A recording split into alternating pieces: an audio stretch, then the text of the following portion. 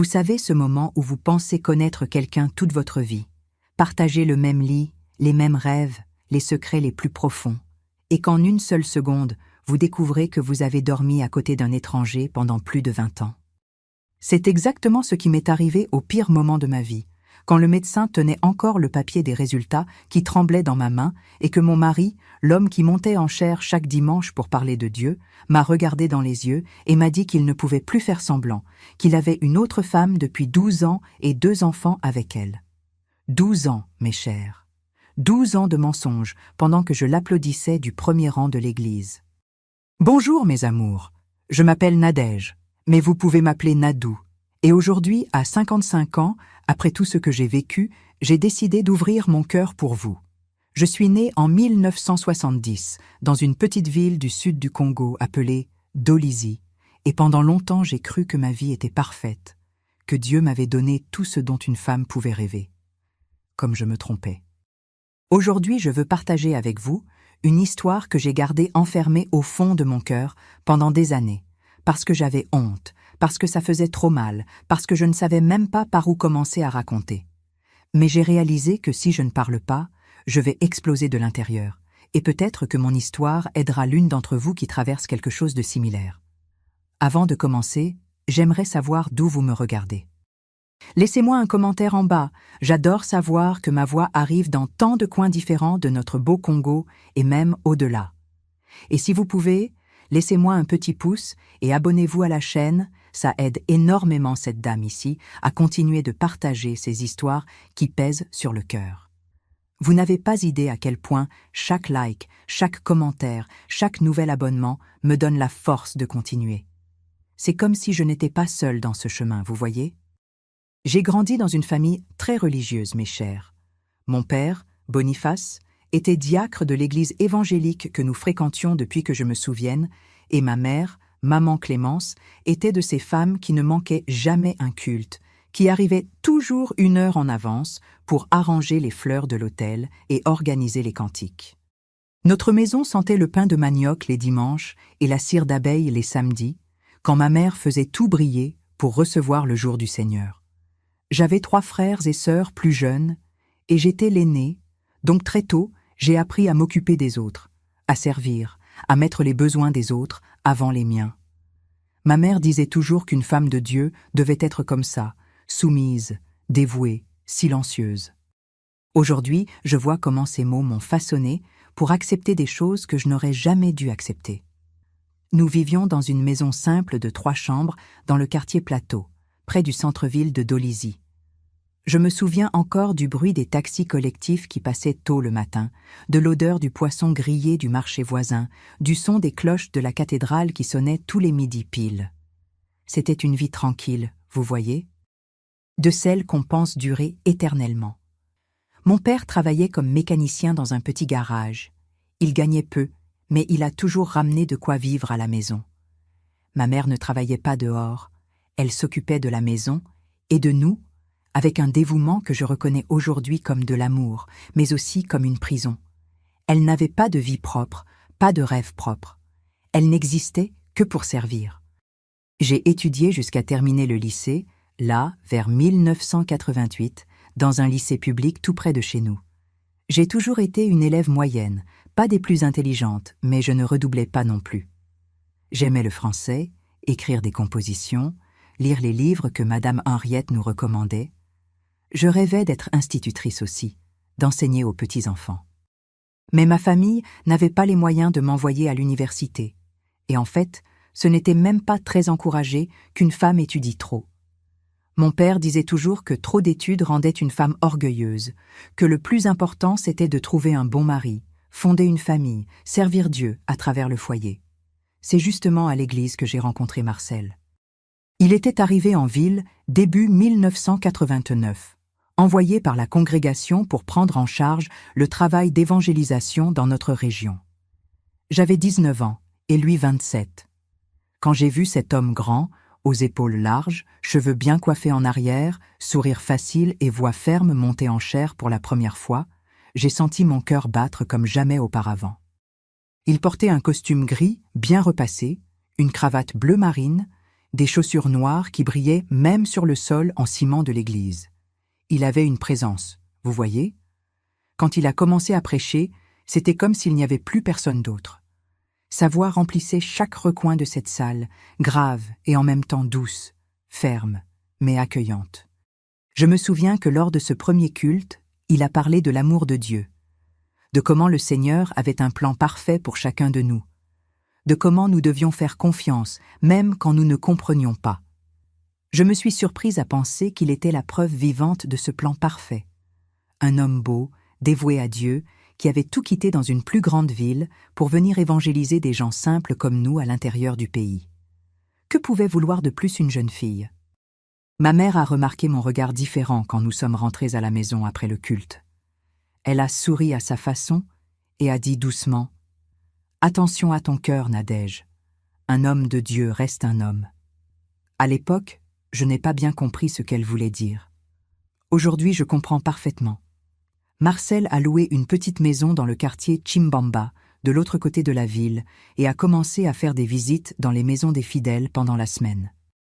C'est comme ça qu'il est apparu chez nous pour la première fois, un jeudi après-midi de mars, quand le soleil était encore haut et chaud. Ma mère avait fait du gâteau de manioc et du café frais, et nous nous sommes assis dans le salon pour discuter.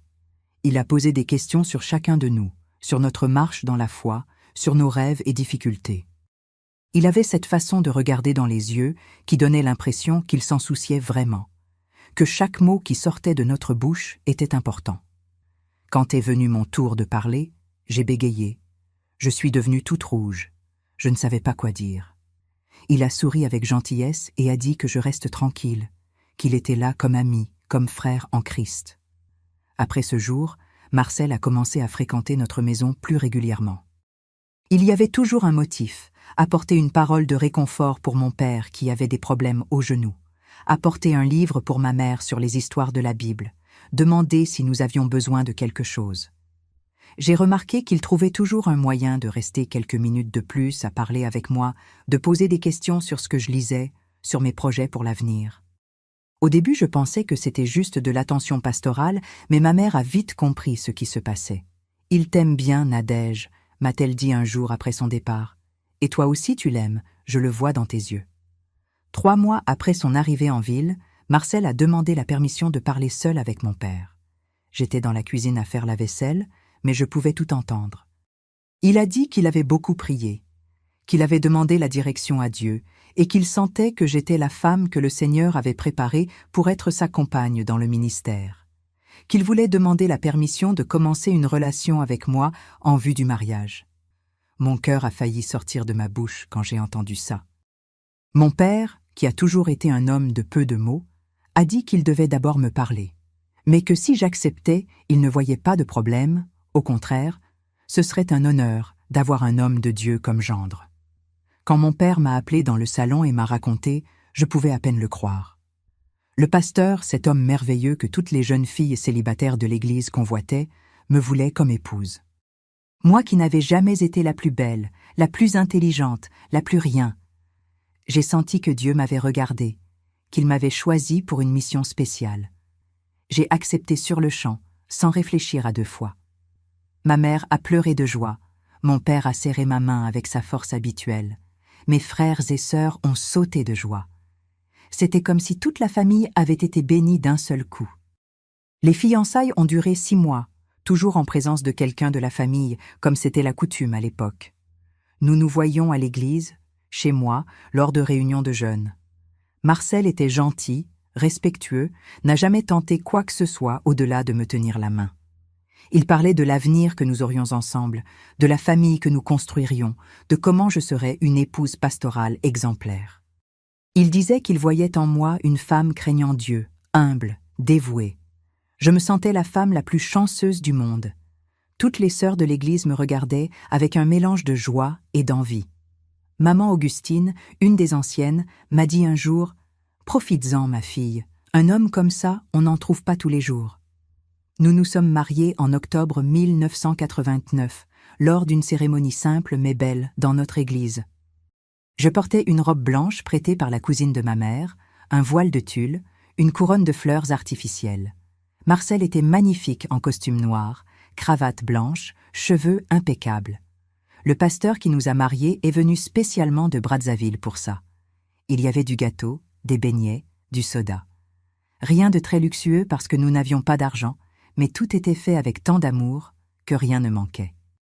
Je me souviens avoir regardé Marcel au moment des vœux et pensé que j'allais être heureuse pour toujours, que Dieu m'avait fait un cadeau. Comme je me trompais, mes chers, comme j'étais aveugle. Nous sommes allés vivre dans la maison qu'il louait dans le quartier Chimbamba. Elle était petite mais suffisante. Un salon, une chambre, une cuisine, une salle d'eau. J'ai peint les murs en jaune clair, qui a toujours été ma couleur préférée. J'ai mis des rideaux à fleurs que ma mère m'a donnés en cadeau. J'ai tout arrangé avec tant d'affection. Je voulais que cette maison soit un vrai foyer, un endroit où la présence de Dieu se sente dans chaque recoin. Je me levais tôt chaque jour. Je faisais le café, je rangeais toute la maison, je préparais les repas. Marcel passait la majeure partie de la journée à visiter les fidèles, préparer des sermons, étudier la Bible. Il rentrait à la maison en fin d'après-midi, dînait, se reposait un peu et retournait à l'église pour le culte du soir. Les premiers mois de mariage ont été bons, je ne peux pas mentir. Marcel était attentionné, me traitait avec affection, nous parlions de tout. Mais j'ai vite réalisé qu'il était très occupé, très dévoué au ministère. Parfois nous passions des jours sans avoir une vraie conversation, sans avoir un moment rien qu'à nous. Quand j'essayais d'en parler, il disait que le travail de Dieu passait en premier, que je devais comprendre que se marier avec un pasteur c'était différent, que ça exigeait des sacrifices. Et j'acceptais, parce que j'avais été élevée pour accepter, pour ne pas questionner, pour être l'épouse soumise que les femmes d'église devaient être. Je suis tombée enceinte, début 1990. C'était une joie immense quand je l'ai découvert. J'ai beaucoup pleuré de bonheur. Marcel était content aussi, mais d'une manière plus contenue. Il a dit que maintenant, je devrais bien prendre soin de ma santé, bien me reposer, parce que je portais un cadeau de Dieu. La grossesse s'est bien passée, sans grand problème. J'ai continué à m'occuper de la maison, à participer au culte, à aider dans les activités de l'église. Les sœurs organisaient des fêtes prénatales, apportaient des petits vêtements, donnaient des conseils. Ma mère venait chez moi tous les jours pour m'aider avec quelque chose. Je me sentais soutenue, aimée. Notre fille est née en septembre 1990, une belle petite fille aux cheveux noirs, aux grands yeux. Nous l'avons appelée Espérance, en hommage à ma grand-mère maternelle qui était décédée peu de temps avant. Marcel était radieux. Il a dit que Dieu avait béni notre foyer avec une petite princesse. Les premiers mois avec Espérance ont été à la fois merveilleux et épuisants. Elle pleurait beaucoup la nuit, tétait toutes les 3 heures. Je vivais fatiguée, avec des cernes profonds. Marcel aidait quand il pouvait, mais le ministère occupait presque tout son temps. Je comprenais, ou du moins j'essayais de comprendre. Après tout, il faisait l'œuvre de Dieu. 2 ans plus tard est venu notre deuxième enfant, un garçon que nous avons appelé Grâce divine, comme le père de Marcel. Il est né en 1992, en juillet, en plein hiver. C'était un bébé énorme, presque 4 kilos, et l'accouchement a été difficile. Je suis restée des jours à me rétablir, avec beaucoup de douleur. Marcel était tellement occupé avec la construction du nouveau temple de l'église qu'il a à peine eu le temps de me rendre visite à l'hôpital. C'est ma mère qui est restée avec moi, qui s'est occupée de moi et des 2 petits. J'ai commencé à ressentir une solitude étrange, même en étant toujours entourée de monde. J'avais une sensation de vide que je ne pouvais pas expliquer. La vie a continué comme ça, mes chers, dans une routine qui semblait ne jamais changer. Je me levais tôt, je m'occupais des enfants, je rangeais la maison, je faisais à manger, je lavais le linge, je participais au culte, j'aidais à l'église. Marcel était de plus en plus impliqué dans le ministère, qui grandissait rapidement. La congrégation, qui était petite quand il est arrivé, comptait maintenant plus de 200 personnes. Ils ont construit un nouveau temple, plus grand, avec du son, des bancs rembourrés. Il est devenu une figure importante dans la ville, tout le monde connaissait le pasteur Marcel. Les gens venaient de loin pour l'écouter prêcher. Il était invité à des événements dans d'autres villes, à des conférences, des retraites. Il a commencé à beaucoup voyager. Les voyages ont commencé de façon sporadique, mais sont vite devenus fréquents. Marcel partait le jeudi et ne revenait que le dimanche soir, ou le lundi matin. Il disait qu'il portait la parole de Dieu ailleurs, qu'il était important d'étendre le ministère. Je restais seule avec les enfants, à m'occuper de tout, à l'attendre. Quand il revenait, il était fatigué. Il devait se reposer, préparer le sermon du dimanche. Il ne restait pas de temps pour nous, pour la famille. Notre mariage était devenu une société, mes amours. Nous vivions dans la même maison, mais c'étaient des vies séparées. J'ai essayé de lui parler plusieurs fois. Je disais que je me sentais seule, que les enfants grandissaient sans leur père près d'eux, que j'avais besoin de lui présent. Marcel m'écoutait avec patience, mais terminait toujours en disant que j'étais égoïste, que je ne comprenais pas l'importance de son travail, que je devais avoir plus de foi, plus de dévouement. Et je me sentais coupable. Je pensais que j'étais vraiment égoïste, que je n'étais pas une bonne épouse de pasteur. Après tout, combien de femmes ne rêvaient pas d'être à ma place? Je devais être reconnaissante, soumise, dévouée. Les années ont passé, et je me suis habituée à cette solitude. Espérance a grandi. Elle est devenue une belle jeune fille, intelligente, studieuse. Grâce divine était plus espiègle, mais aussi très affectueux. Ils étaient ma joie, ma raison de continuer. En 1998, quand Espérance avait 8 ans, Marcel a été invité à prendre en charge une église plus grande à Brazzaville. C'était une opportunité incroyable, a-t-il dit, une bénédiction de Dieu. Nous avons vendu la maison, tout arrangé et déménagé. Brazzaville était un monde complètement différent. La grande ville, le bruit, le mouvement, tant de gens, tant de précipitations. Nous avons acheté une maison dans un quartier appelé Poto-Poto, de 3 chambres, avec une petite cour. Les enfants ont trouvé ça étrange au début, mais se sont vite adaptés. Espérance est entrée dans une école privée que l'Église payait, grâce divine aussi. Marcel était radieux avec sa nouvelle position. La nouvelle église était énorme. Elle avait plus de 1000 membres, une structure professionnelle, une équipe de louanges, tout très organisé. Il est devenu une figure encore plus importante, connue dans toute la ville. Et moi, j'ai continué à être l'épouse dévouée, à m'occuper de la maison, des enfants, à participer aux activités de l'église. Sauf que maintenant, dans une grande ville, ma solitude a augmenté. Je ne connaissais personne. Je n'avais pas mes amis de Dolisie. Ma mère était loin. Les femmes de la nouvelle église étaient plus froides, plus occupées avec leur propre vie. Je me sentais étrangère, même en étant l'épouse du pasteur principal. J'ai commencé à avoir des crises de larmes sans raison apparente, des maux de tête constants, de l'insomnie. Mais je ne disais rien à personne. Une épouse de pasteur ne pouvait pas montrer de faiblesse. Elle devait être forte, un exemple pour les autres femmes. Marcel voyageait maintenant encore plus. Le week-end, il n'était presque jamais à la maison. Il était toujours dans un congrès, une conférence, une rencontre de pasteurs. Quand il était à Brazzaville, il vivait dans le bureau de l'église, en réunion, à recevoir des gens. Notre mariage n'avait plus aucune intimité depuis des années. Nous nous touchions très rarement. Les vraies conversations alors, elles n'existaient même plus. Mais j'avais appris à vivre comme ça, à ne plus rien attendre au-delà du basique. J'avais mes enfants, j'avais l'église, j'avais mes obligations. C'était suffisant, ou je me convainquais que ça l'était. C'est en 2003 que tout a vraiment commencé à s'effondrer, mes chers. J'avais 33 ans quand j'ai commencé à sentir des petites grosseurs dans le sein gauche. Au début, je n'y ai pas trop fait attention, je pensais que c'était normal, que ça allait passer. Mais les grosseurs ont augmenté, sont devenues douloureuses. J'ai mis des mois à en parler parce que je mettais toujours les besoins des autres avant les miens. C'est Espérance, qui avait 13 ans à l'époque, qui a remarqué que quelque chose n'allait pas. Elle m'a vu en train d'enlever mon chemisier un jour et a posé des questions sur une tache violette qui était apparue. C'est là que j'ai décidé d'aller voir un médecin.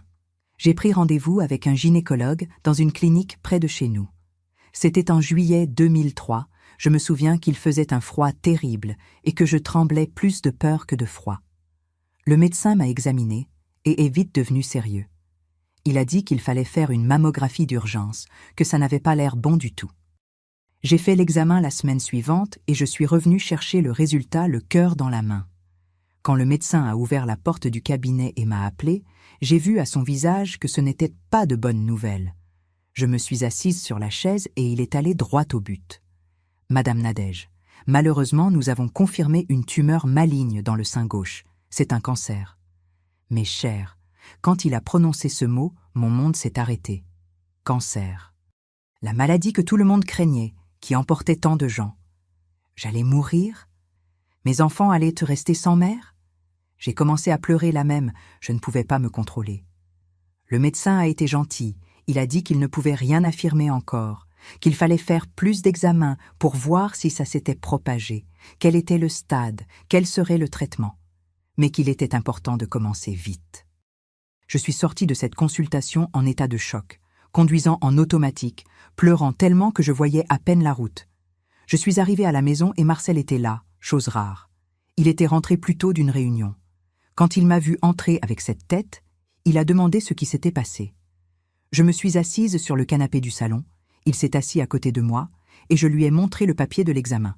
« C'est un cancer, Marcel, j'ai un cancer. » J'attendais qu'il me prenne dans ses bras, me console, me dise que tout allait bien aller. Mais il est resté immobile, regardant le papier, avec une expression étrange sur le visage. Il s'est passé quelques secondes éternelles en silence, et puis il a dit la chose la plus absurde que je pouvais imaginer à ce moment-là. « Nadège, je dois te dire quelque chose. Je ne peux plus mentir, je ne peux plus faire semblant. Il y a une autre femme dans ma vie depuis 12 ans. Nous avons 2 enfants ensemble. Elle habite à Makelekele, je la soutiens elle et les enfants. Je ne supporte plus cette double vie, ça me tue de l'intérieur. » Je l'ai regardé sans comprendre. Je venais de recevoir une nouvelle de mort et il était en train de me raconter qu'il avait une autre famille, qu'il m'avait trahi pendant 12 ans, que nous avions 2 autres enfants dont je ne savais même pas l'existence.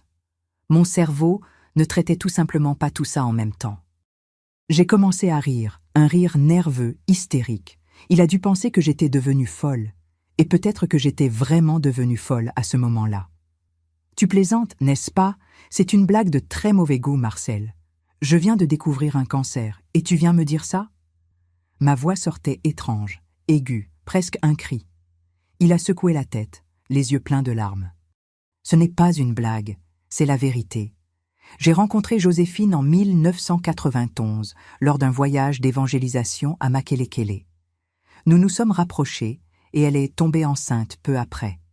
Il y a un garçon de 11 ans qui s'appelle Dieudonné et une fille de 9 ans qui s'appelle Ange-Marie.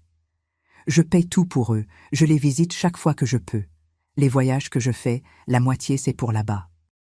Je me suis assise par terre dans le salon parce que mes jambes ne me tenaient plus. 12 ans. Il m'avait trahi pendant 12 ans.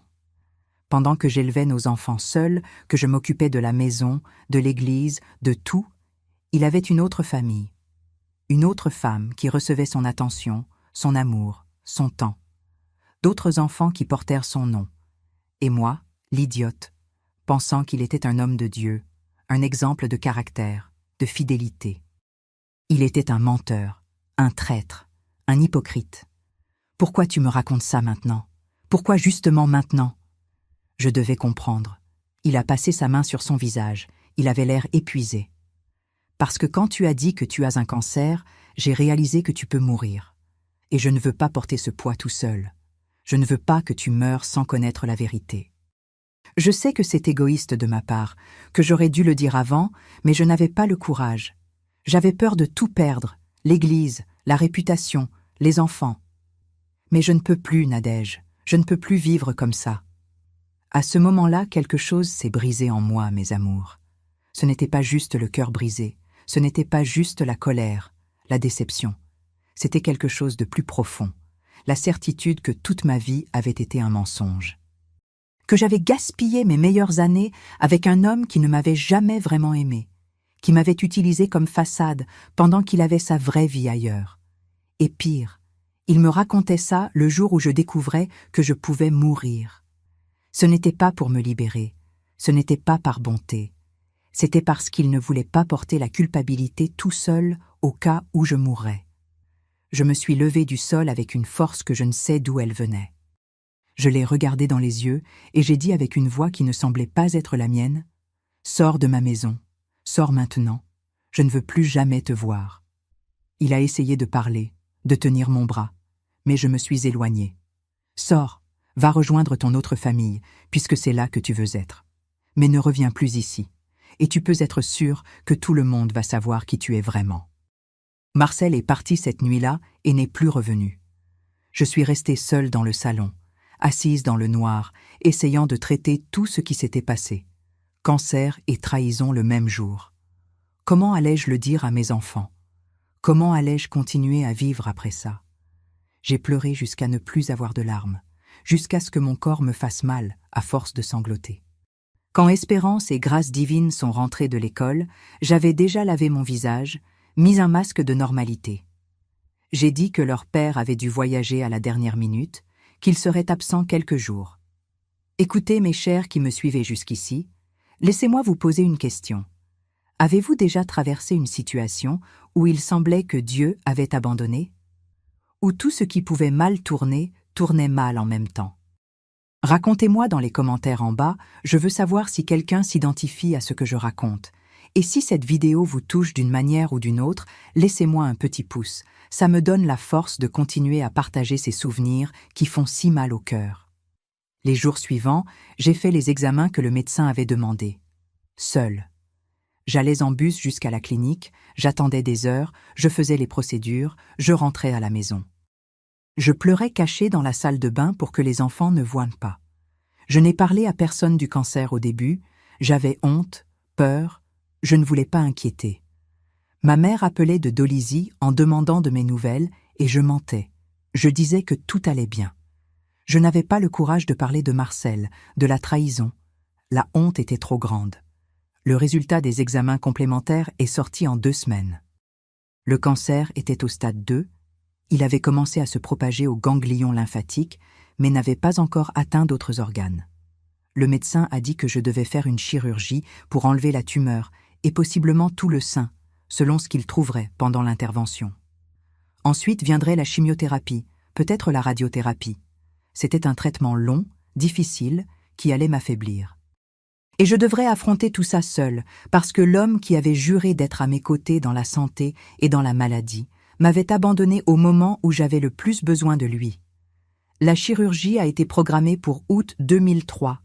Je ne pouvais plus cacher aux enfants, alors je me suis assise avec Espérance et Grâce Divine et je leur ai parlé du cancer. Espérance a beaucoup pleuré, m'a serré fort, a dit qu'elle m'aiderait en tout.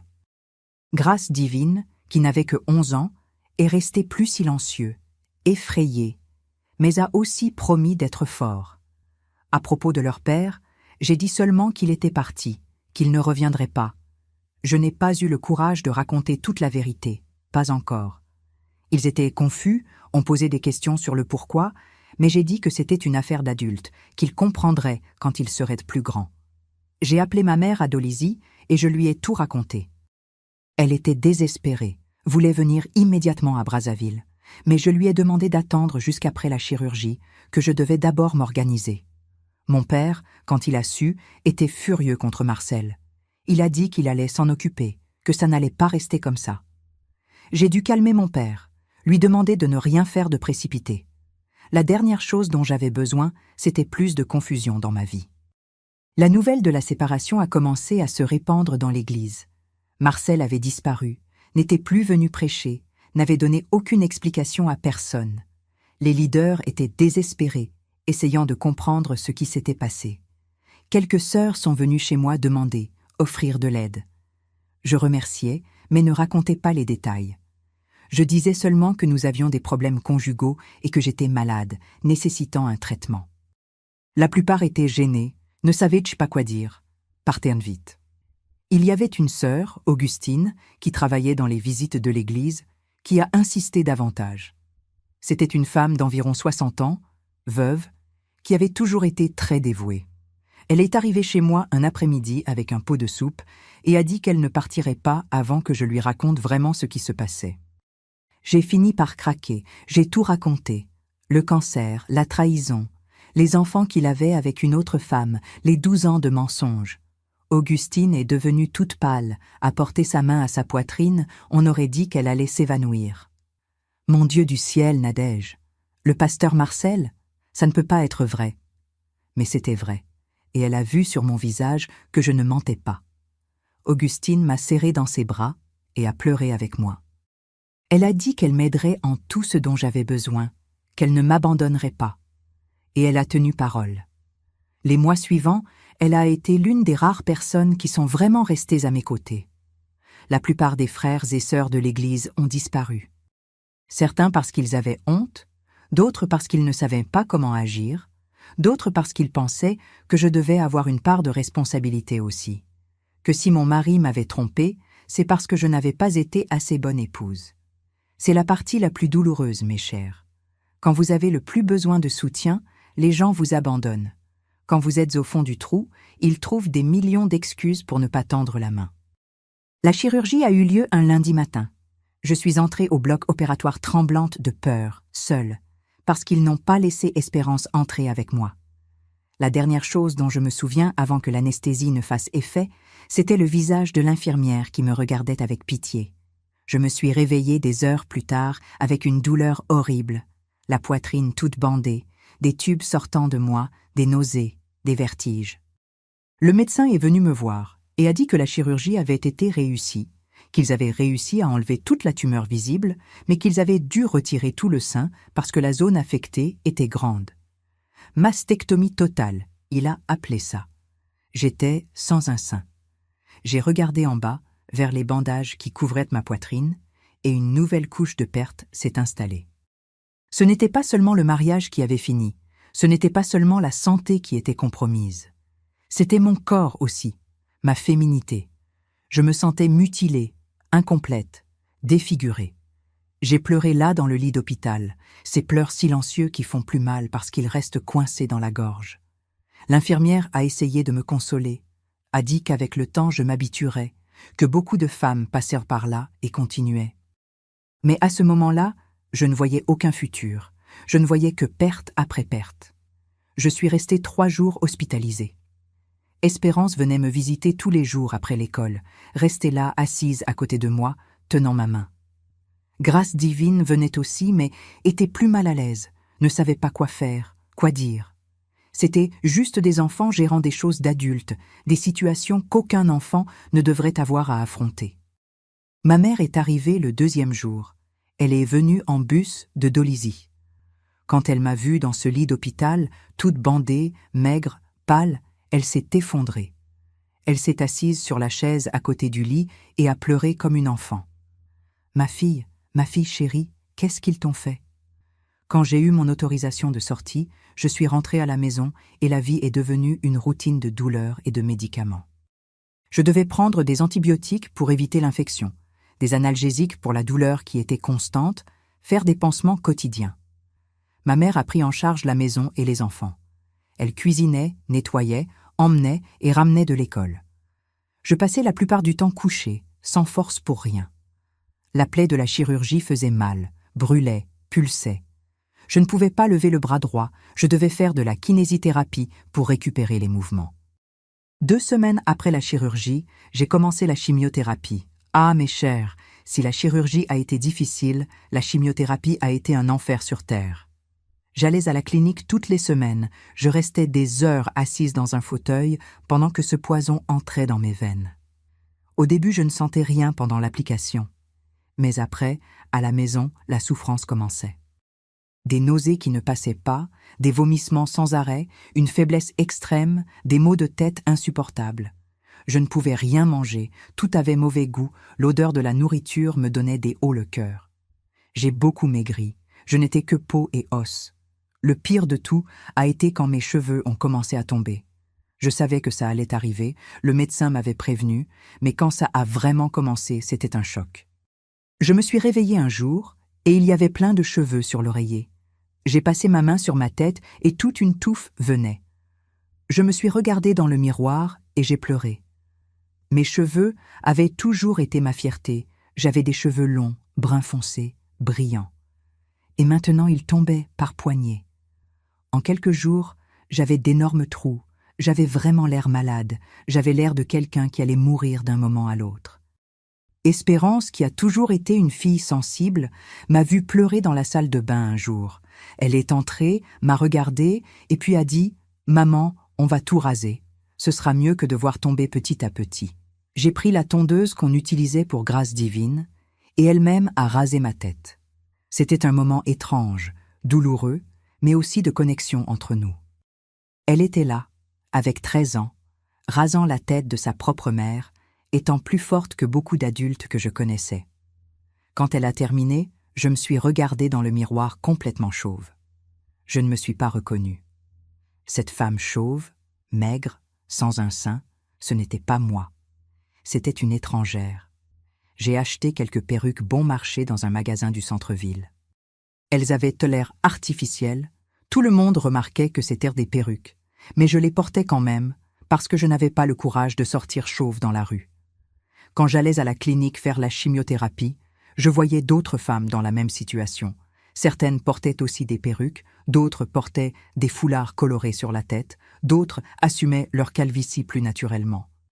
Il y avait une dame qui s'appelait Bernadette, qui s'asseyait toujours près de moi pendant les séances. Elle avait un cancer du poumon, à un stade assez avancé. On parlait de la vie, des douleurs, de la peur de mourir. Elle me disait qu'elle avait fait la paix avec Dieu, qu'elle n'avait plus peur. Moi, je n'en étais pas encore là. J'avais encore de la colère contre Dieu pour tout ce que je traversais. Pendant les mois de traitement, Marcel n'a pas montré son visage une seule fois. Il n'a pas appelé, n'a pas envoyé de message, n'a pas demandé comment j'allais. Il a complètement disparu. Mais il envoyait de l'argent tous les mois pour les enfants, le déposait dans un compte que j'avais ouvert juste pour ça. Au moins, il maintenait sa responsabilité financière. Les leaders de l'Église ont essayé plusieurs fois de me parler, de comprendre ce qui s'était passé exactement, s'il y avait moyen de renverser la situation. Je leur ai dit la vérité, la trahison, l'autre famille, tout. Ils étaient choqués, ne savaient pas que Marcel était capable de ça. Ils ont décidé de l'éloigner du ministère, au moins temporairement, pendant qu'ils enquêtaient sur la situation. L'histoire a commencé à se répandre dans la communauté évangélique de Brazzaville. Le pasteur, qui avait une autre famille, qui avait trompé l'Église pendant des années, c'est devenu des ragots, un scandale. Certaines personnes me cherchaient juste pour connaître les détails croustillants, pas parce qu'elles se souciaient vraiment de moi. J'ai arrêté d'aller à l'église, je ne supportais pas les regards, les chuchotements, la fausse pitié. Ma foi était ébranlée aussi. Comment un homme qui prêchait la parole de Dieu pouvait être si faux? Comment Dieu a permis que je sois trompée pendant si longtemps? Où était Dieu quand j'avais le plus besoin? La chimiothérapie a duré 6 mois. 6 mois d'enfer, de souffrance, d'avoir envie d'abandonner tous les jours. Il y a eu des moments où je regardais les médicaments sur ma table de chevet et je pensais à tout prendre d'un coup, en finir avec toute cette douleur une fois pour toutes. Mais alors, je regardais Espérance et Grâce divine et je n'avais pas le courage. Ils avaient déjà perdu leur père, ils ne pouvaient pas perdre leur mère aussi. Je devais tenir, je devais survivre, ne serait-ce que pour eux. Ma mère est restée avec moi pendant ces 6 mois entiers. Mon père venait visiter de temps en temps, mais il devait travailler, il ne pouvait pas rester. Mes frères et sœurs venaient aussi quand ils pouvaient. La famille s'est unie autour de moi, malgré toutes les difficultés. Ma mère a été mon rocher, ma base. Elle me donnait mon bain quand je n'avais pas la force, me nourrissait à la cuillère quand je ne pouvais pas tenir la fourchette, me berçait quand je pleurais à l'aube. Elle ne s'est jamais plainte, n'a jamais montré de fatigue. Elle disait seulement « Tu es ma fille, je vais m'occuper de toi jusqu'à la fin ». La dernière séance de chimiothérapie a eu lieu en février 2004. Quand je suis sortie de la clinique ce jour-là, j'ai ressenti un soulagement énorme, mais aussi une peur paralysante. Et maintenant? Le traitement était fini, mais et si le cancer revenait? Et si ça n'avait pas marché? Les médecins parlèrent de rémission, de suivi, d'examens périodiques. Rien n'était garanti, rien n'était certain. J'allais devoir vivre avec cette épée de Damoclès au-dessus de ma tête pour le reste de ma vie. J'ai commencé à faire les examens de contrôle, mammographie de l'autre sein, échographie, marqueurs tumoraux dans le sang. À chaque examen que je faisais, je restais 1 semaine sans dormir en attendant le résultat. N'importe quelle douleur différente dans le corps, n'importe quelle grosseur qui apparaissait, je pensais déjà que le cancer était revenu. Je vivais dans un état d'anxiété constant, d'hypervigilance. Ma mère essayait de me calmer, disait que je devais avoir la foi, croire que tout allait bien se passer. Mais comment avoir la foi après tout ce qui s'était passé? Après la fin du traitement, ma mère est retournée à Dolisie. Elle devait s'occuper de mon père, de sa maison. Je suis restée seule avec les enfants à nouveau. Mais maintenant c'était différent. J'étais plus faible, plus fragile, avec des séquelles du traitement. J'avais une neuropathie dans les mains et les pieds à cause de la chimiothérapie, des fourmillements constants, des difficultés à tenir des petits objets. La ménopause avait été induite par les médicaments, j'avais des bouffées de chaleur horribles, je transpirais énormément, je ne dormais pas bien. Et la question du sein, ce vide dans la poitrine droite, cette sensation d'être incomplète. Le médecin m'avait proposé de faire une reconstruction mammaire après que tout se stabilise, mais je n'avais pas d'argent pour ça. La chirurgie était chère, l'assurance maladie ne couvrait pas. Alors j'ai acheté des prothèses en silicone qu'on mettait dans le soutien-gorge pour camoufler. Ça marchait plus ou moins, ça donnait un volume, mais ce n'était pas pareil. Je me sentais mal à l'aise, j'avais honte de mon corps, je ne me regardais pas nue dans le miroir. La cicatrice était moche, grande, traversant tout le côté droit de la poitrine. C'était le rappel physique de tout ce que j'avais traversé. Vers mai 2004, Espérance m'a dit qu'elle avait vu son père. Elle rentrait de l'école quand elle l'a croisé dans la rue, près de chez nous. Il avait arrêté la voiture, l'avait appelée, ils avaient parlé quelques minutes. Il avait demandé comment elle allait, comment j'allais, si nous avions besoin de quelque chose. Il avait dit qu'il lui manquait beaucoup, qu'il voulait renouer le contact avec ses enfants. Espérance était confuse, ne savait pas quoi faire. Elle en voulait à son père d'avoir abandonné la famille, mais en même temps, il lui manquait, après tout c'était son père. Quand elle me l'a raconté, j'ai senti cette vieille colère remonter. Maintenant, il voulait revenir. Maintenant que le pire était passé, que j'avais survécu au traitement, où était-il quand j'étais à l'hôpital? Quand je vomissais sans arrêt à cause de la chimiothérapie? Quand je n'avais même pas la force de me lever du lit?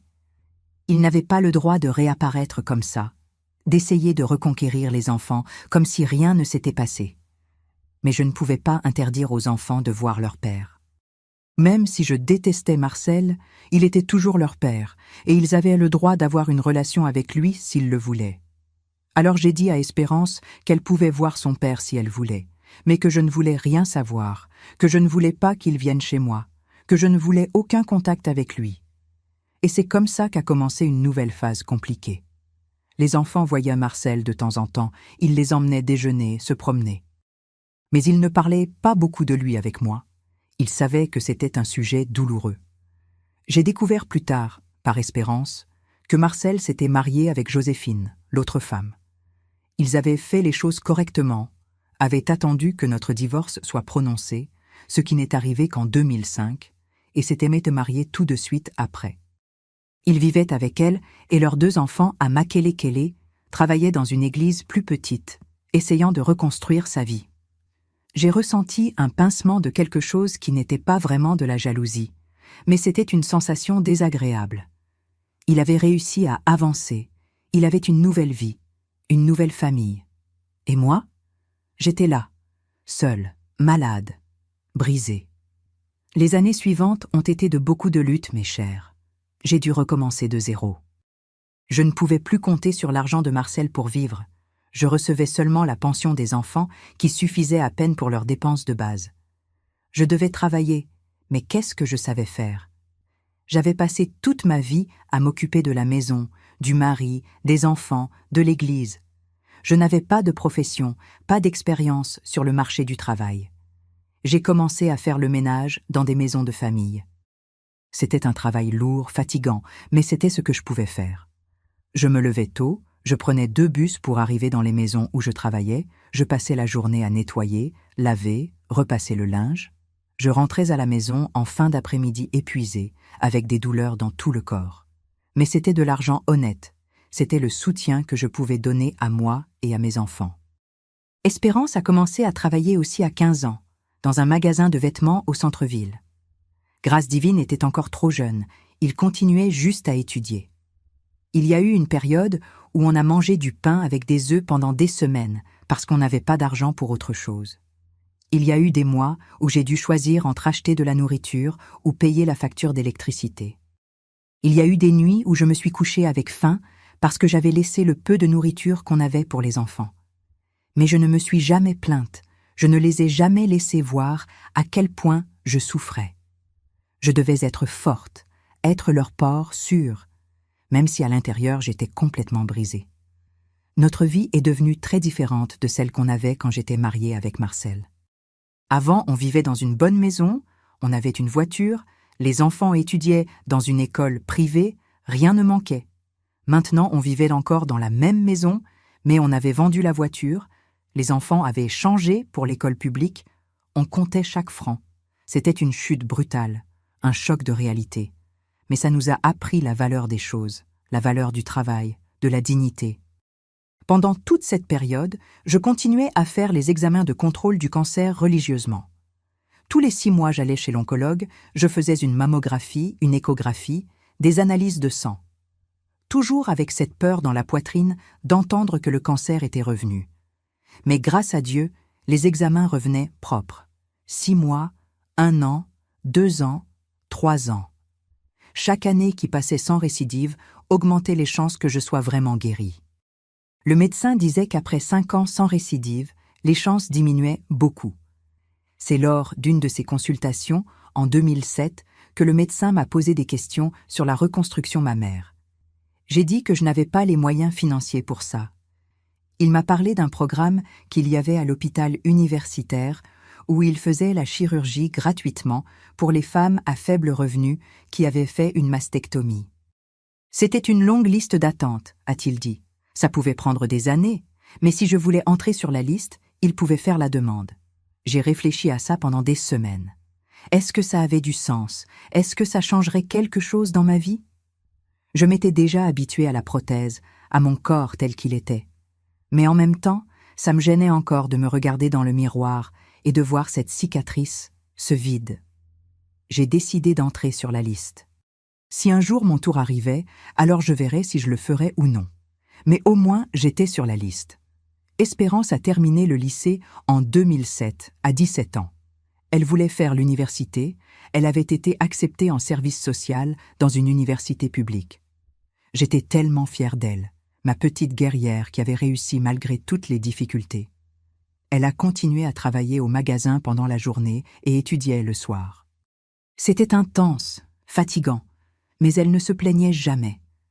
Elle m'avait pris ça, cette force, cette détermination. Grâce divine était plus tranquille, moins concentré sur les études. Il aimait jouer au football, être avec ses amis. J'avais peur qu'il se perde, qu'il prenne de mauvais chemins. Brazzaville était grande. Il y avait beaucoup de mauvaises choses dans la rue. Alors j'étais stricte avec lui, je contrôlais les horaires, je demandais avec qui il était, où il allait. Il se plaignait, disait que j'étais pénible, contrôlante. Mais c'était pour son bien, pour le protéger. Les visites de Marcel avec les enfants sont devenues plus espacées avec le temps. Il était impliqué avec sa nouvelle famille, avec son ministère. Espérance et grâce divine se sont aussi éloignés de lui, un peu naturellement. Il voyait son hypocrisie, un homme qui prêchait une chose et en faisait une autre. Quand Espérance a eu 18 ans, en 2008, elle a dit qu'elle ne voulait plus voir son père, qu'elle avait complètement perdu le respect pour lui. Grâce divine a continué à le voir sporadiquement, plus par obligation que par envie. C'est en 2009, 5 ans après le diagnostic du cancer, que j'ai reçu l'appel de l'hôpital universitaire.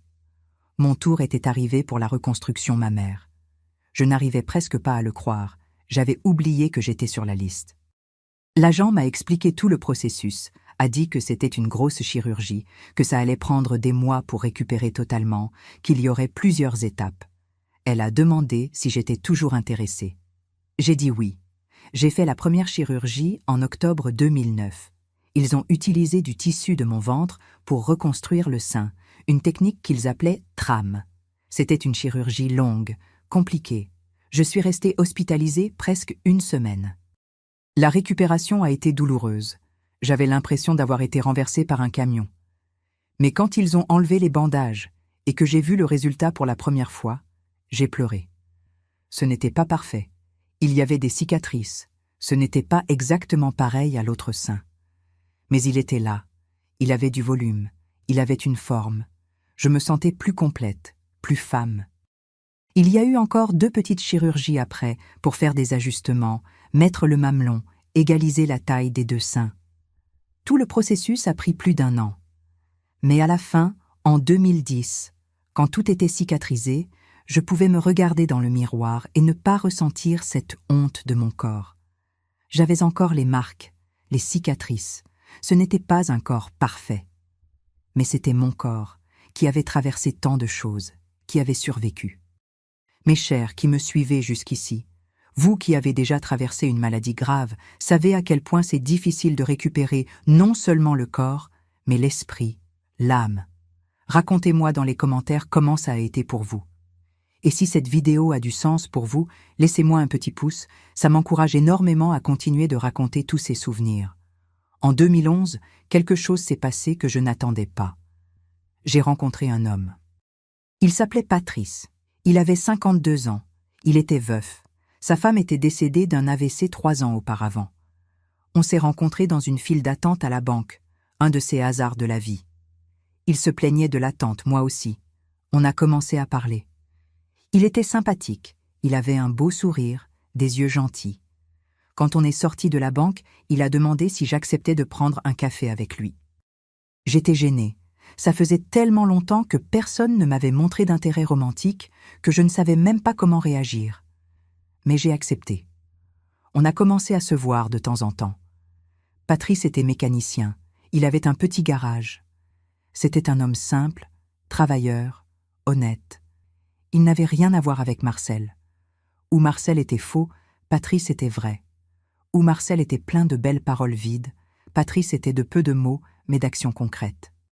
Il a su mon histoire, le cancer, la trahison, tout. Et il n'a pas eu peur, il n'est pas parti en courant. Il a dit que tout le monde avait un passé, que l'important c'était le présent. Espérance l'a aimé, elle a dit qu'elle voyait qu'il me faisait du bien. Grâce divine était plus méfiant au début, mais il a fini par accepter. J'avais peur de me donner à nouveau, de faire confiance, de croire. Mais Patrice a été patient, il a gagné ma confiance petit à petit. On a été ensemble pendant 2 ans, avant que j'accepte de vivre avec lui. C'est en 2013 que j'ai finalement fermé la maison et déménagé avec les enfants chez lui. C'était une vie complètement différente de celle que j'avais vécue avant. Simple, sans luxe, mais avec de la vérité, avec de l'affection réelle. Patrice me traitait comme je n'avais jamais été traitée. Il m'écoutait vraiment, il se souciait de ce que je pensais, de ce que je ressentais. Il partageait les tâches de la maison avec moi, cuisinait, nettoyait. Il ne me voyait pas comme une employée, comme une servante. Il me voyait comme une compagne, comme une égale. Avec lui, j'ai appris qu'une relation n'était pas une question de soumission, d'annulation de soi pour servir l'autre. C'était une question de partenariat, de complicité, de grandir ensemble. J'ai appris que je pouvais avoir une voix, avoir des désirs, avoir des rêves. Que mon opinion comptait, que mes sentiments étaient en valide. C'était un processus de redécouverte, de guérison de blessures très anciennes dont je ne savais même pas qu'elles existaient. Espérance a obtenu son diplôme en service social en 2012, elle a commencé à travailler à la mairie, elle construisait une belle carrière. Grâce divine avait choisi de faire une formation technique en informatique, il travaillait dans une petite entreprise. Mes 2 enfants construisaient leur vie, devenaient des adultes indépendants. Je me sentais fière d'eux, d'avoir réussi à bien les élever malgré toutes les difficultés. En 2015, 10 ans après le diagnostic du cancer, le médecin m'a dit que j'étais officiellement guérie, que les chances de récidive maintenant étaient minimes. J'ai pleuré quand il a dit ça. J'ai pleuré de soulagement, de gratitude d'être en vie, d'avoir vaincu. Ça avait été une longue bataille, difficile, qui m'avait complètement changé. Mais j'avais vaincu. Aujourd'hui, en 2025, j'ai 55 ans et une vie que je n'aurais jamais imaginé avoir. Je vis avec Patrice depuis 12 ans. On a construit une bonne vie ensemble. Simple, mais heureuse. Espérance s'est mariée, elle m'a donné 2 beaux petits-enfants qui sont la lumière de mes yeux. Grâce divine fréquente une fille adorable. Il parle de mariage. Je continue à faire les examens de contrôle chaque année, parce que le cancer est une maladie traître qui peut revenir à tout moment. Mais je ne vis plus dans la peur. J'ai appris à vivre un jour à la fois, à être reconnaissante pour chaque jour où je me réveille en bonne santé. À propos de Marcel, ça fait des années que je n'ai pas de nouvelles directes de lui. Je sais qu'il est toujours marié avec Joséphine, qu'il travaille toujours dans des églises plus petites. Il n'a jamais retrouvé la même projection qu'il avait avant, parce que son histoire s'est répandue. Tout le monde sait qui il est vraiment. Le masque est tombé et il n'a pas pu le remettre. Les enfants n'ont plus de contact avec lui. Espérance ne veut pas entendre parler de lui. Grâce divine a aussi perdu l'intérêt. Il a perdu sa famille à cause des choix qu'il a faits, des mensonges qu'il a racontés. Je ne vais pas dire que je lui ai complètement pardonné, parce que ce serait un mensonge.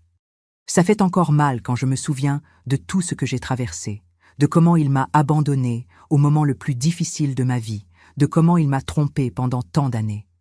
Mais je ne porte plus de colère, je ne laisse plus cette rancœur me contrôler. J'ai appris que porter de la colère, c'est comme prendre du poison en espérant que l'autre meure. Ça me faisait seulement du mal, ça ne changeait rien dans sa vie. Qu'est-ce que j'ai appris de tout ça, mes chers? J'ai appris qu'on est beaucoup plus fort qu'on ne l'imagine. Quand j'ai cru que j'allais mourir, que je n'avais plus de force, j'ai découvert une force en moi dont je ne savais même pas qu'elle existait. J'ai appris que la famille, ce n'est pas seulement le sang, c'est qui reste à tes côtés dans les moments difficiles. Augustine, cette sœur de l'Église qui m'a accueillie, vaut plus que beaucoup de parents de sang qui ont disparu. J'ai appris que la religion n'est pas une garantie de caractère, qu'il y a beaucoup de gens qui utilisent le nom de Dieu pour tromper les autres. J'ai appris qu'on peut recommencer à n'importe quel âge, qu'il n'est jamais trop tard pour être heureux. Je pensais que ma vie était finie à 33 ans, quand j'ai découvert le cancer et la trahison le même jour. Mais aujourd'hui, à 55 ans, je vois que c'était juste la fin d'un chapitre, pas du livre entier. Il y avait beaucoup de bonnes choses qui m'attendaient de l'autre côté de toute cette douleur. J'ai appris que notre corps est plus résilient qu'on ne le pense. Je pensais que je ne me remettrais jamais de la mastectomie, que je ne me sentirais plus jamais femme. Mais je me suis remise. J'ai appris à aimer mon corps avec toutes ses marques, ses cicatrices. Chaque marque est une preuve que j'ai survécu, que j'ai lutté et vaincu. Je n'ai plus honte de mes cicatrices, elles font partie de mon histoire. J'ai appris que la soumission n'est pas une vertu, que mettre toujours les besoins des autres avant les siens n'est pas de l'amour, c'est de l'autodestruction. Pendant tant d'années, j'ai pensé qu'être une bonne épouse, une bonne mère, une bonne chrétienne signifiait m'annuler complètement, ne pas avoir de voix, ne pas avoir de désir. Mais ça m'a seulement rendue une femme vide, sans identité propre. Aujourd'hui, je sais que je peux prendre soin des autres sans arrêter de prendre soin de moi, que je peux aimer sans me perdre dans le processus. J'ai appris que les miracles arrivent, mais pas toujours de la façon dont on s'y attend. J'ai tant prié pour être guérie du cancer, pour que mon mariage soit sauvé, pour retrouver la vie que j'avais avant. Dieu ne m'a rien donné de tout ça. Mais il m'a donné la force d'affronter le traitement, le courage de recommencer seule, une nouvelle vie qui est bien meilleure que l'ancienne. Parfois, la réponse de Dieu n'est pas de nous donner ce qu'on demande, mais de nous donner ce dont on a vraiment besoin. J'ai appris que le jugement des autres ne définit pas qui on est. Il y a eu tant de gens qui me jugeaient, disant que j'aurais dû être une meilleure épouse, que si mon mari m'avait trompée, c'était parce que je n'avais pas su le garder. Il y a eu des gens disant que j'avais le cancer parce que j'avais péché, que Dieu me punissait. Cette cruauté déguisée en religiosité fait aussi mal que la maladie. Mais aujourd'hui, je sais que l'opinion de ces gens n'importe pas, que celle qui doit faire la paix avec mon histoire, c'est moi-même. Il y a eu des jours où j'ai voulu abandonner, mes chers. Il y a eu des nuits où j'ai regardé le plafond de ma chambre et j'ai demandé à Dieu de me prendre, parce que la douleur était trop grande, le poids trop lourd. Il y a eu des moments où je ne voyais pas de sens à continuer. Mais il y avait toujours quelque chose de petit qui me retenait ici, le sourire d'Espérance rentrant de l'école, l'étreinte serrée de grâce divine, l'odeur du gâteau que ma mère faisait, la conversation avec Augustine, le premier rayon de soleil du matin entrant par la fenêtre. C'étaient des petites choses, mais c'était suffisant pour me faire voir que ça valait la peine d'essayer un jour de plus. Et c'est en essayant un jour à la fois que je suis arrivée jusqu'ici. Ce n'était pas facile, ce n'était pas rapide, ce n'était pas joli. C'était douloureux, c'était long, c'était plein de trébuchements et de rechutes. Il y a eu des jours où je pensais avoir réussi à tout surmonter, et du jour au lendemain, un souvenir me renversait à nouveau. La guérison n'est pas linéaire. Ce n'est pas une ligne droite de la souffrance vers le bonheur. C'est un chemin plein de courbes, d'allers-retours, de bons et de mauvais jours. Aujourd'hui, je peux parler de tout ça sans pleurer, sans ressentir cette douleur aiguë dans la poitrine. Ça fait encore mal parfois, surtout quand je vois les enfants et que je pense à tout ce qu'on a traversé ensemble. Mais c'est une douleur différente, une douleur qui ne me paralyse plus, qui ne m'empêche plus de vivre. C'est une douleur qui est devenue partie de moi, qui m'a enseigné, qui m'a façonné en la femme que je suis aujourd'hui. Je ne suis plus cette Nadège de 1989, jeune fille naïve qui pensait que le mariage était un conte de fées, que le pasteur était un saint, que la soumission était une vertu. Cette Nadège est morte quelque part entre la salle de chimiothérapie et les jours vides après le départ de Marcel. La Nadège qui existe aujourd'hui est née de la douleur, est née des cendres de cette vie qui s'est effondrée. Et cette Nadège est plus forte, plus sage, plus vraie. Patrice m'a appris que l'amour n'a pas besoin de faire mal, qu'une relation saine n'a pas de mensonge, pas de trahison, pas de jeu de pouvoir. Avec lui, j'ai appris qu'on peut être compagne sans être soumise, qu'on peut prendre soin sans s'annuler, qu'on peut aimer sans se perdre. Il n'a jamais essayé de me contrôler, n'a jamais voulu que je sois différente de ce que je suis. Il m'a acceptée avec toutes mes blessures, toutes mes insécurités, toutes mes peurs. Et c'est cette acceptation qui m'a finalement permis de vraiment guérir. Aujourd'hui, je travaille dans une école publique, à la cuisine, préparant les repas pour les enfants. Ce n'est pas un travail glamour, mais c'est honnête, c'est digne, et j'aime ça. J'aime voir les enfants manger la nourriture que je prépare, sortir satisfaits, avec de l'énergie pour étudier. Je sens que je fais la différence, même si c'est petit, dans leur vie. C'est très différent de la vie que j'avais comme épouse de pasteur, quand j'étais vue comme un exemple, quand tout le monde me traitait avec révérence. Mais c'est une vie plus vraie, plus réelle. Espérance me demande parfois si je regrette d'avoir épousé Marcel, si je ferais différemment si je pouvais revenir en arrière. Je réponds toujours que je ne sais pas. Bien sûr qu'il y a eu beaucoup de souffrances, beaucoup de douleurs, beaucoup de choses que je ne méritais pas de traverser. Mais si je ne l'avais pas épousé, je n'aurais pas espérance et grâce divine, qui sont les plus grandes joies de ma vie. Je n'aurais pas appris les leçons que j'ai apprises, je ne serais pas la femme forte que je suis devenue. Alors peut-être que tout est arrivé exactement comme ça devait arriver. Ce n'est pas que je crois que Dieu a planifié toute cette souffrance, qu'il voulait que je traverse tout ça. Je ne peux pas croire en un Dieu qui cause de la douleur exprès à ses créatures. Mais je crois que Dieu était avec moi pendant la souffrance, me tenant quand je pensais que j'allais tomber, me donnant des forces quand je n'en avais plus. Et que d'une certaine façon, au milieu de toute cette obscurité, il me façonnait, me préparait pour une meilleure vie. Ma relation avec la foi a beaucoup changé après tout ce que j'ai traversé. Je ne fréquente plus l'Église, je ne peux pas. J'ai beaucoup de rancœur envers les institutions religieuses, envers les leaders qui abusent du pouvoir, envers les gens qui utilisent Dieu pour manipuler les autres. Mais je crois encore en Dieu, je prie encore, je cherche encore cette connexion spirituelle. Je le fais juste à ma façon maintenant, seule, sans intermédiaire, sans rituel vide. C'est une foi plus simple, plus personnelle, plus vraie. Parfois je croise des gens de l'ancienne église dans la rue. Certains font semblant de ne pas me voir, traversent de l'autre côté, sont gênés. D'autres viennent me parler, me demander comment je vais, dire que je leur manque. Je suis toujours polie mais je ne crée pas de lien. J'ai appris que beaucoup de ces amitiés étaient conditionnelles, existaient seulement tant que j'étais mariée au pasteur, tant que je faisais partie de cette structure. Quand je suis tombée, quand j'ai vraiment eu besoin, la plupart ont disparu. Augustine est la seule de cette époque avec qui j'ai gardé contact. Elle aussi a quitté cette église après tout ce qui s'est passé, elle était déçue de la façon dont les leaders ont géré la situation. On se voit de temps en temps, on prend un café, on parle de la vie. Elle a 75 ans maintenant, elle est plus âgée. mais elle garde ce grand cœur, toute cette générosité. Elle m'a sauvée dans ses jours les plus sombres, et je n'oublierai jamais ça. Ma mère a 80 ans maintenant. Elle vit toujours à Dolisie avec mon père qui a 83 ans. Leur santé n'est pas très bonne. Mon père a eu des problèmes au cœur. Ma mère a de l'arthrose sévère. Je vais les voir chaque fois que je peux. J'emmène les petits-enfants pour qu'ils les voient. Ma mère me serre toujours fort dans ses bras quand je pars, comme si elle avait peur de ne plus me revoir. Elle a beaucoup souffert en voyant tout ce que j'ai traversé. Elle a porté ma douleur avec moi. Aujourd'hui, elle dit qu'elle est fière de la femme que je suis devenue, de la façon dont j'ai tout surmonté. Et cette fierté qu'elle a signifie tout pour moi. Mes frères et sœurs ont aussi construit leur vie. Nous sommes plus distants maintenant, chacun dans son coin, mais nous gardons contact, nous nous réunissons aux fêtes de fin d'année, aux anniversaires importants.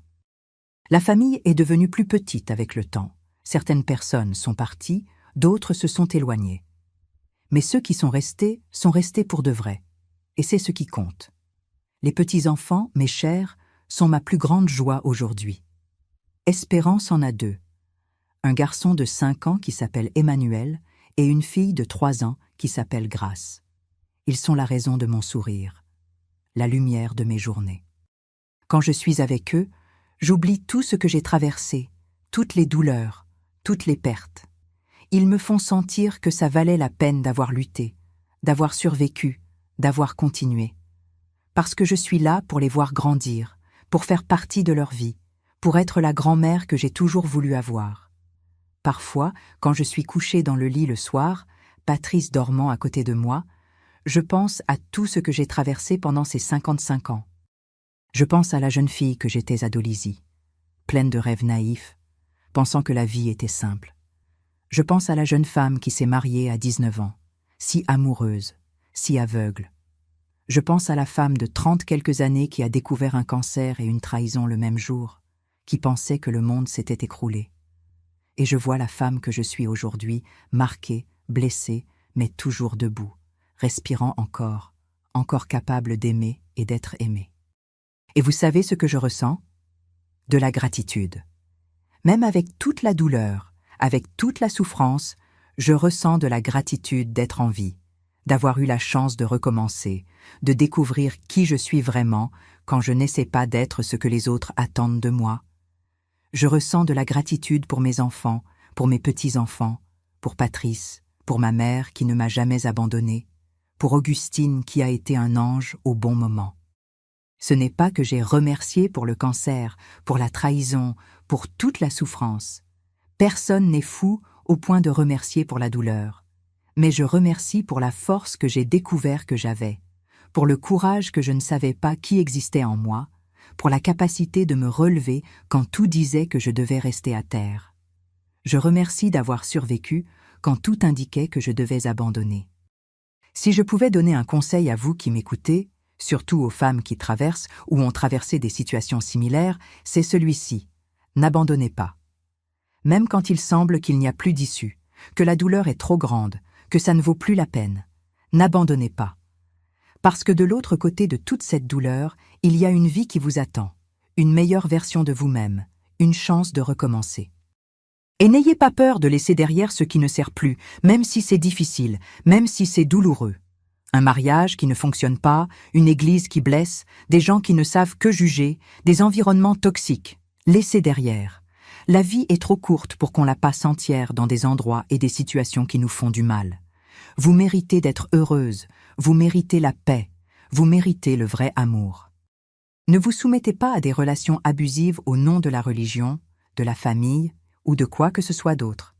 La soumission n'est pas une vertu quand elle vous détruit de l'intérieur. Le respect mutuel, le partenariat, le véritable amour, ce sont ça les vertus.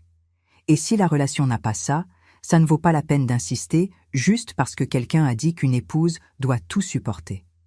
Prenez soin de votre santé.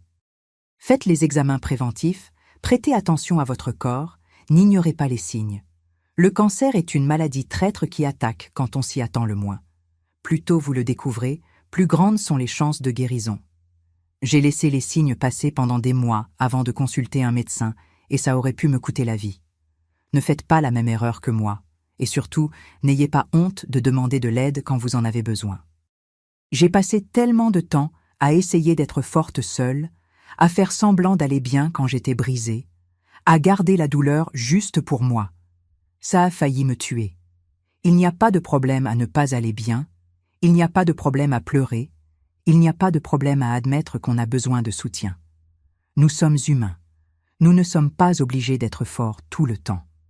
Écoutez mes chers, cette histoire que je vous ai racontée aujourd'hui n'a pas été facile à revivre. Il y a eu des moments où j'ai dû arrêter d'enregistrer parce que les larmes venaient, parce que l'émotion me serrait. Ce sont des souvenirs qui font encore mal, même après tant d'années. Mais je devais partager, je devais sortir ça de ma poitrine et peut-être aider quelqu'un qui traverse quelque chose de similaire à voir qu'il est possible de survivre, qu'il est possible de recommencer. Si vous êtes arrivé jusqu'ici, jusqu'à la fin de cette longue histoire, je vous remercie du fond du cœur. Merci d'avoir consacré votre temps pour m'écouter, pour connaître mon histoire. Laissez-moi dans les commentaires ce que vous en avez pensé, si vous avez déjà traversé quelque chose de similaire, si cette histoire vous a touché d'une manière ou d'une autre. J'adore lire les commentaires. J'adore savoir que je ne parle pas toute seule. Et n'oubliez pas de laisser votre petit pouce, de vous abonner à la chaîne si vous n'êtes pas encore abonné. Activez la cloche pour ne pas manquer les prochaines vidéos.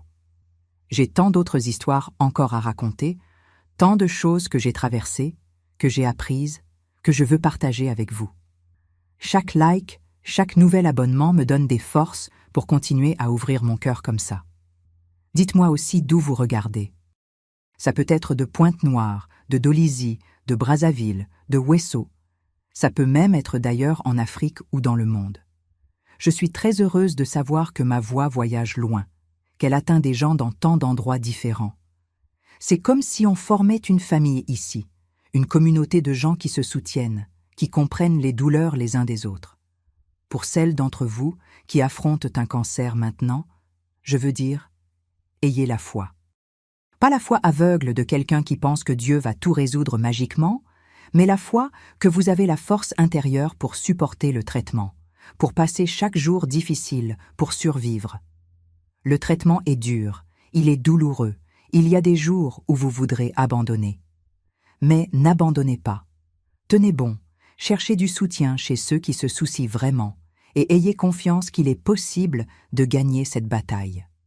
Pour celles qui ont été trahies, qui ont découvert qu'elles vivaient un mensonge, qui ont vu leur mariage s'effondrer, vous allez survivre aussi. Au début, il semble que non. Il semble que la douleur va durer éternellement, que vous ne pourrez plus jamais faire confiance à quelqu'un. Mais avec le temps, la blessure cicatrise. Elle ne disparaît pas complètement, elle laisse une marque, mais elle cicatrise. Et vous allez découvrir que vous êtes beaucoup plus forte que vous ne le pensiez, que vous n'avez besoin de personne pour être complète, que le bonheur ne dépend pas d'avoir un homme à côté. Pour celles qui sont dans de mauvaises relations, qui souffrent d'abus, qu'ils soient physiques, émotionnels ou psychologiques, partez. Je sais que c'est difficile, je sais que vous avez peur, je sais qu'il y a 1000 raisons qui vous font rester. Peur de rester seul, peur de ne pas pouvoir subvenir à vos besoins, honte de ce qu'on va dire, inquiétude pour les enfants. Mais rien de tout ça ne vaut plus que votre vie, que votre santé mentale, que votre dignité. Cherchez de l'aide, parlez à votre famille, à des amis de confiance, et partez tant qu'il est temps. La vie que j'ai aujourd'hui, cette paix que je ressens, cette capacité de sourire vraiment, tout ça n'a été possible que parce que j'ai eu le courage de recommencer, de laisser derrière ce qui me détruisait. Ce n'était pas facile, ce n'était pas rapide, mais c'était nécessaire. Et c'était la meilleure décision que j'ai jamais prise dans ma vie. Je regarde en arrière et je vois tout le chemin parcouru. De la jeune fille peu sûre d'elle de Dolisie jusqu'à la femme de 55 ans que je suis aujourd'hui. Combien de versions différentes de moi ont existé dans cet intervalle? L'épouse dévouée, la mère épuisée, la malade, l'abandonnée, la survivante, la femme qui est renée de ses cendres. Chaque version a enseigné quelque chose, chaque phase a laissé sa marque. Et vous savez quelle est la meilleure partie de tout ça? C'est de savoir que ce n'est pas encore fini. J'ai encore beaucoup de vie devant moi, beaucoup d'histoires à vivre, beaucoup de joie à expérimenter. Mes petits-enfants vont encore grandir, et je veux être là pour voir. Peut-être qu'Espérance aura plus d'enfants. Peut-être que Grâce divine se mariera et me donnera plus de petits-enfants. Je veux être présente, je veux faire partie, je veux laisser ma marque positive dans leur vie. Je veux voyager avec Patrice, connaître des endroits que je n'ai jamais connus. Je veux apprendre de nouvelles choses, peut-être faire un cours, développer un hobby. Je veux profiter de chaque jour que Dieu me donne, faire valoir chaque seconde. Parce que je sais maintenant, après tout ce que j'ai traversé, que la vie est précieuse, que chaque jour est un cadeau, qu'on ne peut pas gaspiller notre temps avec des choses et des gens qui n'en valent pas la peine. Parfois j'ai encore des cauchemars sur cette époque. Je rêve que je suis de retour à la clinique pour faire de la chimiothérapie, ou que je reçois la nouvelle du cancer à nouveau, ou que Marcel apparaît voulant revenir. Je me réveille en sueur, le cœur qui bat vite, désorienté. Mais alors je regarde à côté, et je vois Patrice dormant tranquillement, je me souviens où je suis, je me souviens que tout ça est déjà passé. Et je respire soulagée, reconnaissante d'être ici, dans cette vie, et plus dans celle-là. Les marques physiques du cancer sont encore là sur mon corps. Les cicatrices ne disparaissent pas, elles sont permanentes. Mais j'ai appris à les voir avec d'autres yeux. Ce ne sont pas des marques de laideur, ce sont des marques de guerre. Ce sont la preuve que j'ai lutté et vaincu, que mon corps a été assez fort pour supporter tout ça et continuer à fonctionner. Ce sont des motifs de fierté, pas de honte. Mes cheveux ont repoussé après la fin de la chimiothérapie, mais ils sont revenus différents. Plus fins, plus gris, avec une texture différente. Je les porte courts maintenant, c'est plus pratique, plus facile à entretenir. Et j'aime comme ça va avec qui je suis aujourd'hui. Une femme qui n'a pas de temps à perdre avec des vanités, qui a des choses plus importantes dont s'occuper. La relation avec mes enfants a aussi beaucoup changé. Avant, j'étais juste la mère, celle qui pourvoit, celle qui prend soin. Aujourd'hui, on a aussi une relation d'amitié, de complicité. Ils me voient comme une personne, pas seulement comme une mère. On parle de tout, ils me racontent leur vie, me demandent des conseils. Et j'en donne quand je pense que je dois en donner. Mais je reconnais aussi qu'ils sont adultes maintenant, capables de prendre leurs propres décisions. Espérance est devenue une femme incroyable. Elle travaille à aider des familles en situation de vulnérabilité. Elle fait une vraie différence dans la vie des gens. Elle a hérité de cette volonté d'aider, de prendre soin, mais sans s'annuler dans le processus. Elle a trouvé l'équilibre qu'il m'a fallu tant de temps pour trouver. Son mari, Didier, est un homme bon, travailleur, qui la traite avec respect et affection.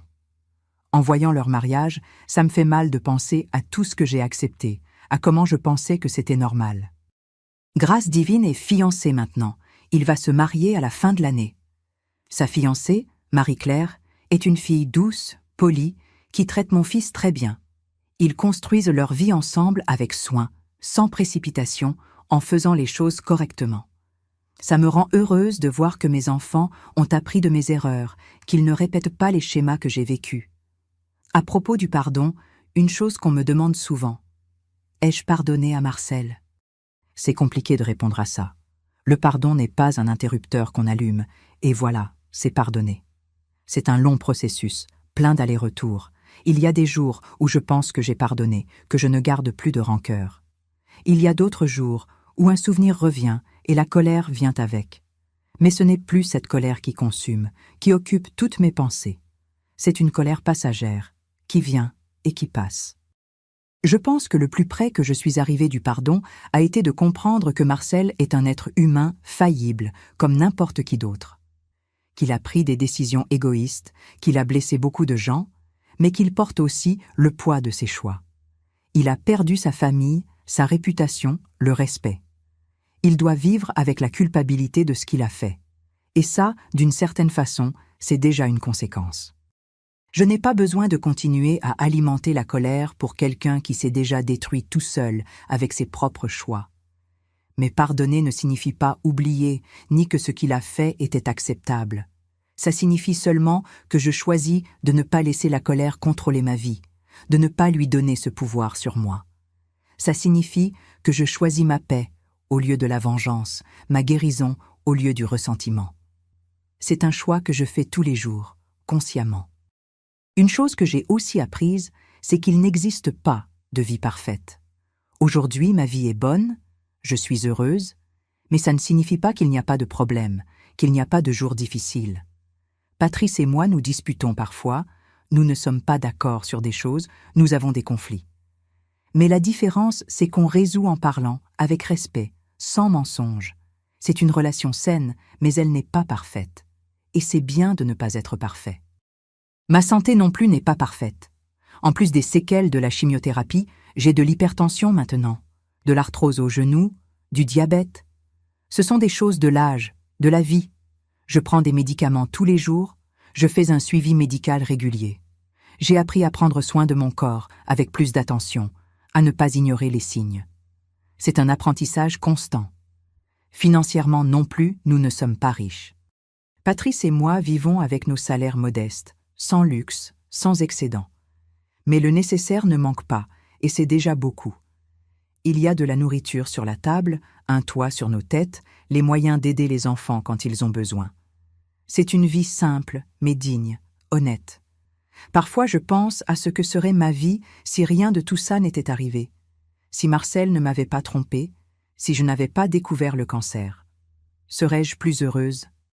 Ce serait probablement plus confortable, plus facile. Mais serais-je vraiment plus heureuse?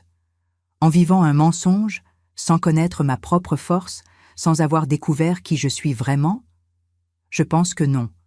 La douleur, aussi terrible soit-elle, a le pouvoir de nous transformer, de nous sortir de notre zone de confort, de nous forcer à grandir, à évoluer, à devenir de meilleures versions de nous-mêmes. Bien sûr que j'aurais préféré apprendre ces leçons d'une façon moins douloureuse. Mais puisque j'ai traversé tout ça, au moins j'en tire l'apprentissage, la croissance. Je ne laisse pas que ça ait été en vain. Mes chers, c'est mon histoire. Longue, douloureuse, mais aussi de dépassement, de recommencement, d'espoir. Ce n'est pas une histoire parfaite avec une fin heureuse de conte de fées. C'est une histoire réelle, avec des hauts et des bas, avec des cicatrices qui sont restées. Mais c'est mon histoire, et j'en suis fière, je suis fière de qui je suis devenue à travers elle. J'espère que d'une certaine façon, mon récit vous a touché, a aidé quelqu'un qui traverse des moments difficiles à voir qu'il est possible de survivre, qu'il est possible de recommencer. Peu importe à quel point vous êtes tombé bas, il est toujours possible de se relever. Ça peut être difficile, ça peut prendre du temps, ça peut laisser des marques, mais c'est possible. Merci du fond du cœur de m'avoir écouté jusqu'ici, d'avoir consacré tout ce temps pour connaître mon histoire. Vous n'avez pas idée de ce que ça signifie pour moi. Laissez dans les commentaires vos histoires aussi, vos pensées, vos expériences. Créons ici un réseau de soutien, un espace sûr où nous pouvons partager nos douleurs et nos victoires. Likez la vidéo, abonnez-vous à la chaîne, activez la cloche. Suivez-moi sur les réseaux sociaux si vous voulez, le lien est dans la description. Et surtout, prenez soin de vous. Prenez soin de votre santé, de votre cœur, de votre âme. N'acceptez pas moins que ce que vous méritez. Soyez forte, soyez courageuse, soyez fidèle à vous-même. Un gros bisou au cœur de chacun d'entre vous. Jusqu'à la prochaine vidéo où je raconterai d'autres histoires, d'autres morceaux de ma vie. Restez avec Dieu, restez en paix. Et rappelez-vous, peu importe ce que vous traversez, vous êtes plus fort que vous ne l'imaginez. Croyez-y, au revoir mes amours, à bientôt.